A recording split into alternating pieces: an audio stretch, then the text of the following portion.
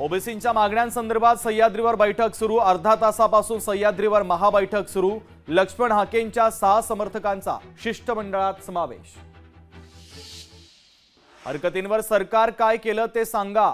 जातीचे खोटे दाखले दिले जात आहेत त्यावर कारवाई करा। ओबीसी शिष्टमंडळाच्या बैठकीत छगन भुजबळ आक्रमक। सगळे सोयरेंचा अध्यादेश तातडीने रद्द करा। प्रकाश शेंडगेंची मागणी। 54 लाख नोंदी कशाच्या आधारावर? प्रकाश शेंडगेंचा सवाल। राजकीय कारकीर्द संपवणारा तू कोण? लक्ष्मण हाकेंकडून जरांगेंचा एकेरी भाषेत उल्लेख। जरांगेंची लायकी नाही लक्ष्मण हाकेंची जरांगे पाटलांवर जोरदार टीका।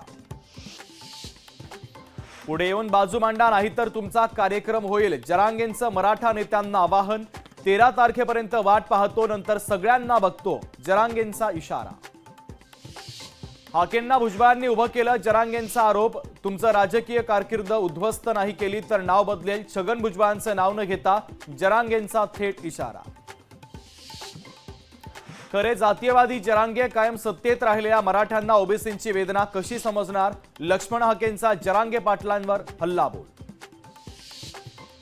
राज्यातील पोलीस भरतीवरून राजकारण तापलं। भर पावसातील पोलीस भरतीवर विरोधकांचा आक्षेप।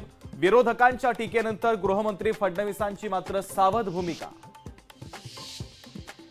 शक्तीपीठ महामार्गाची फेरआखणी करण्याचे सरकारचे संकेत। जनतेला विश्वासात घेऊनच शक्तीपीठ महामार्ग करणार। मुख्यमंत्र्यांची जनतेला ग्वाही। काँग्रेस नेते नाना पटोले यांच्याकडून अटल सेतूची पाहणी। पटोलेंनी घेतली लोकशाहीच्या बातमीची दखल। पंतप्रधान मोदी भ्रष्टाचाराचे सरदार। पटोलेंचा मोदींवर हल्लाबोल। इंटरसिटी एक्सप्रेस आणि डेक्कन एक्सप्रेस 3 दिवसांसाठी रद्द। 28, 29 आणि 30 जून रोजी इंटरसिटी डेक्कन क्वीन एक्सप्रेस रद्द। रेल्वेच्या रूळ दुरुस्तीच्या कामांमुळे दोन्ही रेल्वे गाड्या रद्द करण्याचा निर्णय।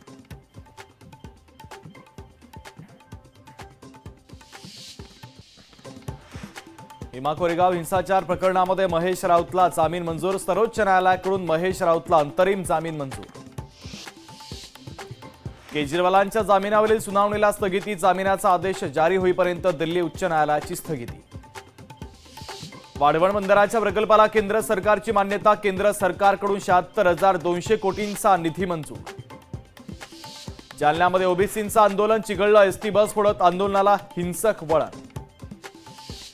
रत्नागिरीमध्ये भाजप सरकारच्या विरोधात काँग्रेसचं आंदोलन। महागाई बेरोजगारी पेपरफुटीच्या विरोधात काँग्रेस आक्रमक।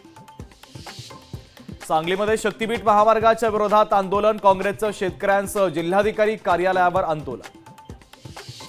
पवईच्या जयभीमनगरमधील नागरिकांचा उद्या तिरडी मोर्चा। जयभीमनगरमधील 600 पेक्षा जास्त घर जमीनदोस्त करण्याच्या निषेधार्थ काढणार मोर्चा। वडाळा ते परळ दरम्यान 5.25 किलोमीटर लांबीच्या जलबोगद्याचा ब्रेकथ्रू यशस्वी। महानगरपालिका आयुक्त भूषण गगराणींच्या हस्ते चाचणी। आमदार बच्चू कडूंना जीवे मारण्याच्या धमकी प्रकरणी सोलापुरात प्रहार संघटना आक्रमक। बच्चू कडूंना काही झालं तर महाराष्ट्र पेटवल्याशिवाय राहणार नाही। कार्यकर्त्यांचा इशारा। गोंदियामध्ये भाजपला मोठा झटका। माजी आमदार रमेश कुथे यांचा भाजपच्या प्राथमिक सदस्यत्वाचा राजीनामा।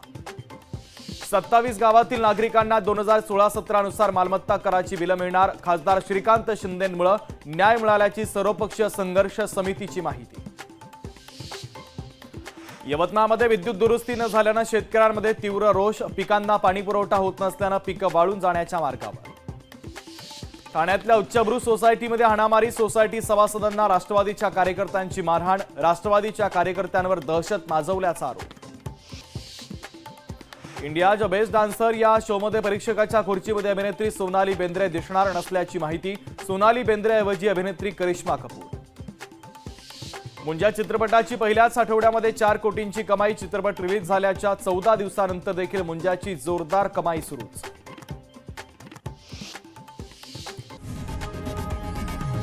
लोकशाही मराठी ऐका, पहा, जागरूक रहा।